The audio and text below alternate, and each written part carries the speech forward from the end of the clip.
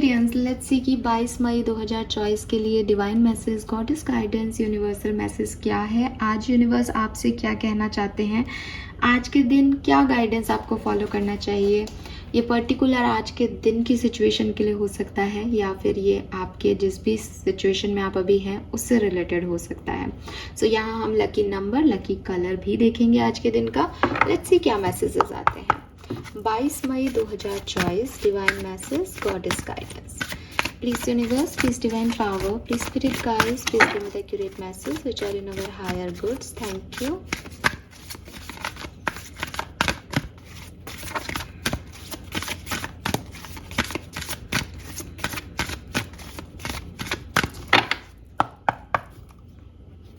Alright. So we have your vibration is rising, number 43. Very nice. सुंदर सुंदर सा card है यहाँ पे. You are ready for more, number 40. Very nice. Beautiful energy. दोनों same energies हैं.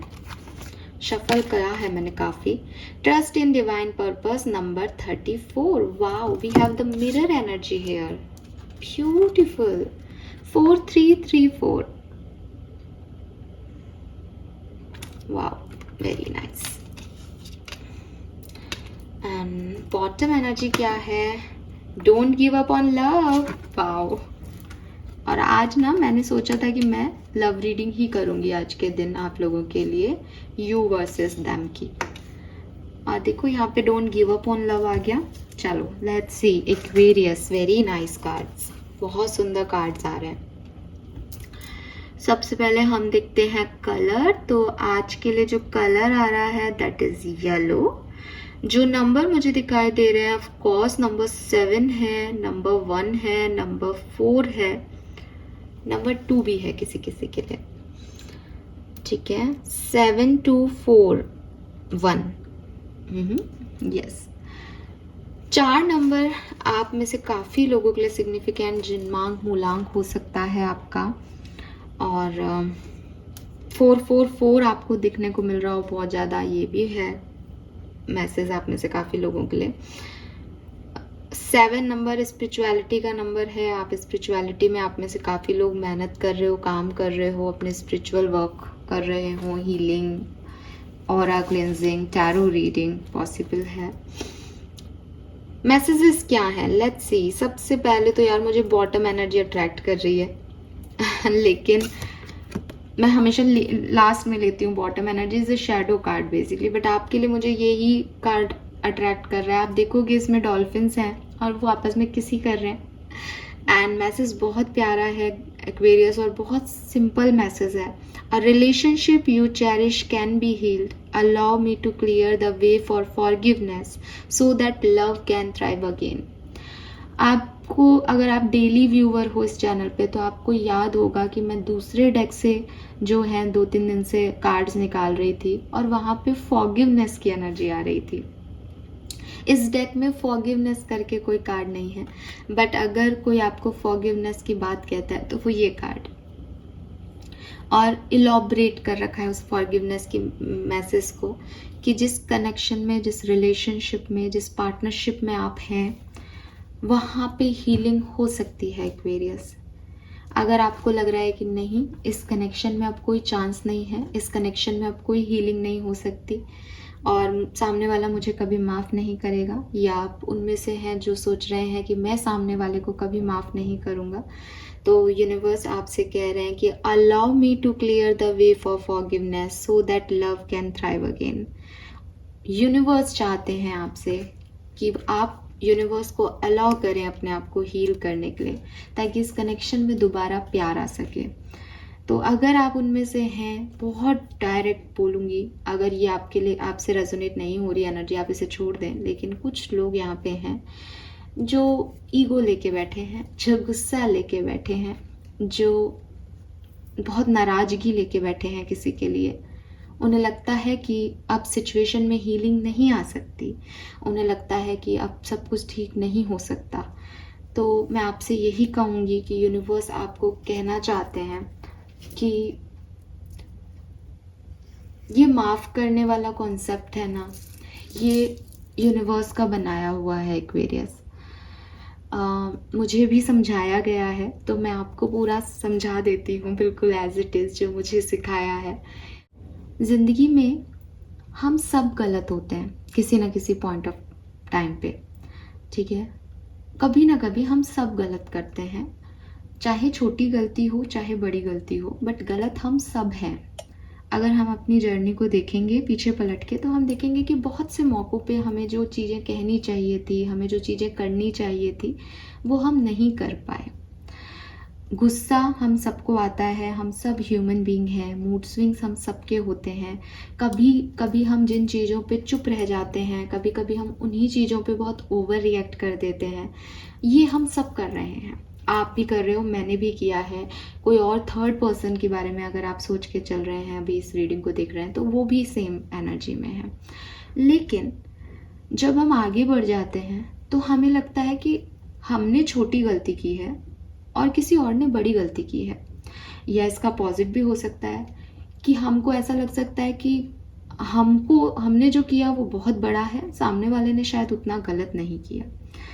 जब हम हमारे माता पिता की बात करते हैं, जब हम हमारे नेबर्स की बात करते हैं, जब भगवान की भी बात करते हैं, तब भी हम ऐसे हो जाते हैं कि कभी कभी, मतलब आप ह्यूमन बीइंग्स को छोड़ देते हैं, हम भगवान की बात कर लेते हैं कि आप जिस भी यूनिवर्स की शक्ति में मानते हैं, आप कभी तो उनसे नाराज़ हो जाते होंगे। कभी तो आपको एक बार, एक सेकंड के लिए, कुछ मिनटों के लिए फीलिंग आती होगी कि आपने मेरे साथ ये क्यों किया।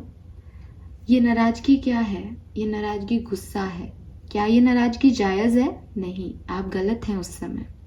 लेकिन हम करते हैं। कुछ लोग इसको ऐसे कह देते हैं कि नहीं, वो भगवान नहीं, मेरे दोस्त हैं, मैं उनसे जैसे अपने दोस्तों से बात कर सकता हूँ वैसे भगवान से भी करता हूँ, तो मैंने कह दिया उनसे, उन्होंने रॉन्ग किया है मेरे साथ। बिल्कुल ठीक है, आप अपनी जगह ठीक हो सकते हो, लेकिन आप कर तो गलत ही रहे हो। आप गुस्सा कर रहे हो, वो भी एक ऐसी एनर्जी पे जिस पे आप विश्वास करते थे पहले, और क्योंकि आपके अकॉर्डिंग नहीं हुआ तो आपने उसको वैसे ट्रीट नहीं किया।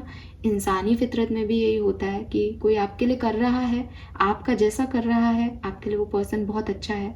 वो आपका जैसा नहीं कर रहा, वो आपकी जैसी सोच नहीं रख रहा, आपको उससे एक नेगेटिविटी फील होने लग जाती है। सिर्फ बात इतनी है कि हम सब गलत हैं वक्त में, किसी न किसी टाइम पे। हो सकता है कोई व्यक्ति ज़्यादा गलत हो सकता है कोई व्यक्ति कम गलत हो, पर गलत सब होते हैं। क्या आपके पेरेंट्स ने आपको कभी माफ़ नहीं किया आपकी गलतियों पे? अगर ऐसा नहीं हुआ होता तो बचपन से लेकर के बड़े होने तक हर पेरेंट अपने बच्चे को बाहर निकाल चुके होते घर से कि भाई साहब ये तो मेरा बेटा या बेटी नहीं है, इसको निकालो, इसके साथ नहीं रहना, ये गलत है। क्योंकि हमने पता नहीं कितनी बार उनसे क्या बोला है, कैसे हमने रिएक्ट किया है, बट उन्होंने हमेशा हमें अपना बच्चा समझ के रखा। नाराज हो भी हुए होंगे क्योंकि वो भी इंसान है, उनसे भी गलती हुई होगी, लेकिन सब साथ साथ रहे, है ना। क्योंकि उन्होंने उस चीज़ की आपको कोई सज़ा देने की प्लानिंग नहीं की, क्योंकि वो आपके पेरेंट्स हैं, कानून नहीं। ऐसे ही भगवान भी आपको देख रहा होगा कि यार ये इसके मुताबिक मैंने काम नहीं किया, मेरी प्लानिंग के अकॉर्डिंग काम हुआ, तो ये मुझसे लड़ रहा है या मुझसे लड़ रही है, करने दो इसको जो करना है। उन्होंने भी आपको बाहर नहीं निकाला। तो गलत और सही सब हो सकते हैं, लेकिन उन्होंने आपको छोड़ा नहीं। तो जब प्यार में आप आते हैं, जब प्यार में आप किसी ऐसे व्यक्ति से मिलते हैं जो गलत होता है, जो आपके साथ मिसबिहेव करता है, जिसने आपको नुकसान पहुंचाया होता है मेंटली, फिजिकली, तो उस कंडीशन में इस चीज़ को लेके बैठे रहना कि मेरे साथ उसने इतना बुरा किया, मैं उसे कभी माफ़ नहीं करूँगी या माफ़ नहीं करूँगा, ये कॉन्सेप्ट कहाँ तक सही है? जब आप अपने आप को माफ़ कर रहे हो, जब आप भगवान को माफ़ कर रहे हो, जब पेरेंट्स आपको माफ़ कर रहे हैं, जब भगवान आपको माफ़ कर रहे हैं, तो ये सब तो पूरे यूनिवर्स में प्रोसेस चल रहा है ना, कि हर व्यक्ति दूसरे से नाराज़ हो रहा है और दूसरा व्यक्ति जो है वो माफ़ कर रहा है किसी न किसी को, किसी न किसी तरीके से। तो फिर आज इन प्यार मोहब्बत के केस में जब हम किसी को पसंद करते हैं, तो इस नेगेटिव एनर्जी को लेके बैठे रहने का क्या मतलब कि किसी ने मेरे साथ क्यों किया। मैं सिर्फ बॉयफ्रेंड गर्लफ्रेंड के प्यार की बात नहीं कर रही, मैं किसी भी रिलेशनशिप की बात कर रही हूँ कि हम उसको लेके क्यों बैठे रहते हैं। तो आपको चाहिए कि आप उसे रिलीज़ करें, इसलिए नहीं कि आपको वो पर्सन चाहिए, इसलिए भी नहीं कि आपको उस रिश्ते में रहना है, इसलिए कि फॉरगिवनेस यूनिवर्स का एक लॉ है। चीज़ों को जब तक रिलीज़ नहीं किया जाएगा तब तक नई चीज़ें अट्रैक्ट नहीं हो पाएंगी। अब यहाँ पे मैं ये बिल्कुल नहीं कह रही हूँ, क्योंकि कार्ड ये कह रहा है कि आपकी लाइफ में फिर से हीलिंग आ सकती है, तो कार्ड आपको ये कह रहा है कि फिर से कोई रिलेशनशिप ग्रो कर सकता है।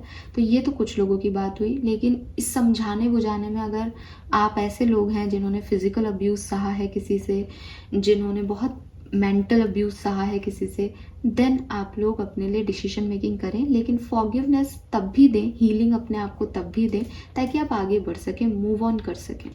क्योंकि यूनिवर्स चाहते हैं कि आप हील हो, यूनिवर्स नहीं चाहते कि आप उस नेगेटिव एनर्जी को कैरी करें।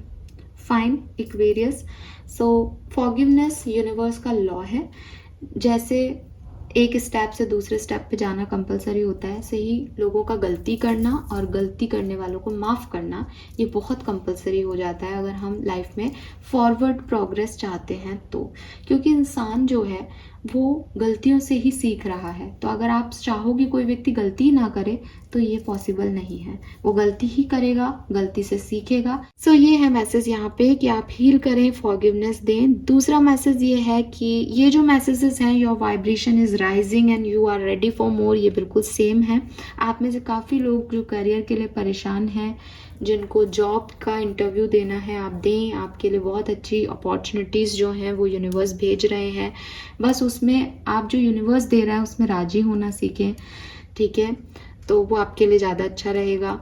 देन सेम मैसेज आ रहा है कि क्योंकि आपकी लाइफ में ग्रोथ आ रही है, अपॉर्चुनिटी आ रही है, तो अपने आप को एक हायर एनर्जेटिक स्पेस में आप पाएंगे जहाँ आपकी तरफ बहुत सारी चीज़ें अट्रैक्ट होंगी, लेकिन उसमें से आपको क्या चूज़ करना है एक्वेरियस, वो आपको पता होना चाहिए। आपके इंट्यूशन बहुत हाई होंगे, आपको बताया जाएगा कि आपको इस तरफ जाना है, तो अपनी जो पाथ है, अपनी जो ग्रोथ है वो आपको डिसाइड करनी है। अगर आप यहाँ पे नहीं डिसाइड कर पाते हो तो फिर आपको रुकना पड़ेगा नेक्स्ट ऐसी फेज़ के लिए। बट अभी का टाइम बहुत अच्छा है, आगे बढ़ें, इस चेंज को एक्सेप्ट करें जो आपकी तरफ आ रहा है। आप में से काफ़ी लोगों का टाइम ये स्पिरिचुअल ग्रोथ का भी है। मतलब आप तीनों कार्ड से, चाहे इसको प्यार की हीलिंग मान लें, चाहे आप यूनिवर्स से कनेक्शन मान लें, आपको हीलिंग मिल रही है, आप पॉजिटिव हो रहे हो, आपके वाइब्रेशन हाई हो रहे हैं, तो आप उस चीज़ को एक्सेप्ट करें। अपनी ज़िंदगी से जो टॉक्सिक एनर्जीज़ हैं, जो टॉक्सिक लोग हैं, उनको टाटा बाय बाय कह दें और एक पॉजिटिविटी के साथ अपनी ज़िंदगी को आगे लेके जाएं। ये मैसेज है आज का। एंड जो फाइनल मैसेज है that is trust in divine purpose. इस पूरे एक्सपीरियंस में, इस पूरी हीलिंग कहानी में अगर आपको कहीं भी डाउट आता है कि ये मैं कर तो रहा हूँ लेकिन इससे होगा क्या, तो आपको याद रखना है कि आप कर नहीं रहे हो, ये आपसे करवाया जा रहा है उस डिवाइन एनर्जीज के थ्रू। अगर किसी को माफ़ भी करना है तो वो करवाया जा रहा है। वो चाहते हैं कि सामने वाली सोल को आप हीलिंग दें, वो चाहते हैं कि आप उसको रिलीज़ करें ताकि वो अपना नेक्स्ट एक्ट कर सके। आप यहाँ किसी को बाउंड नहीं कर सकते हो एक्वेरियस। सो वो चीज़ बहुत ज़रूरी हो जाती है। आपके थॉट प्रोसेस में वो नेगेटिवली अटैच रहेगा, बददुआओं में रहेगा, तो सामने वाला आगे नहीं बढ़ पाएगा। तो बेहतर है आप उसे रिलीज़ करके उसको फ्री करें, खुद भी रिलीज़ हों, क्योंकि आप भी आगे नहीं बढ़ पाओगे अगर आप नेगेटिव रहे तो, ठीक है? सो ये सब डिवाइन पर्पस है। ये जो हो रहा है वो उसकी मर्जी से हो रहा है, तो वो जो कर रहा है उसको एक्सेप्टेंस दे दीजिए। फाइन, वो जो करेगा वो गलत नहीं करेगा। So this is all for you guys. Thank you so much reading को देखने के लिए। चैनल को लाइक और सब्सक्राइब कीजिएगा। Bye bye.